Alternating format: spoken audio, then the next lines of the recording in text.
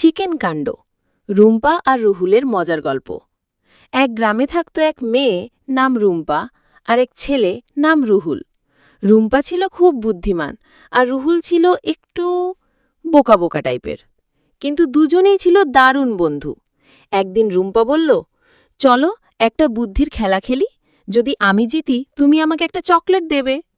রুহুল বলল, ঠিক আছে, আর যদি আমি জিতি তুমি আমাকে একটা একটা মুরগি দেবে। রুম্পা হেসে বলল, মুরগি? তুমি কি খেতে চাই না খেলতে চাই?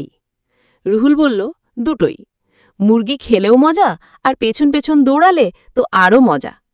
তখন রুম্পা একটা ধাঁধা দিল, একটা জিনিস উড়তে পারে, ডিম দেয়, কিন্তু প্লেন না, ওটা কি? রুহুল চোখ বড় বড় করে বলল, এইটা তো সহজ, প্লেন। না না না, উড়ন্ত ফ্রিজ। রুম্পা হেসে গড়াগড়ি খায়, না বোকা, উত্তর হলো মুরগি। রুহুল মাথা চুলকাতে চুলকাতে বলল, তাই তো, এখন বুঝলাম কেন ওরা কক কক করে।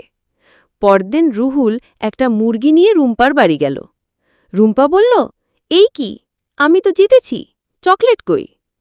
রুহুল বলল, চকলেট তো খেয়ে ফেলেছি, কিন্তু এই মুরগিটা এখন আমার হয়ে গেছে, ওর নাম রেখেছি চকো।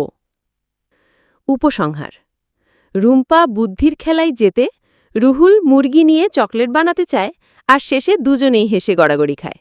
বন্ধুত্ব যেখানে থাকে সেখানেই মজার গল্প তৈরি হয়।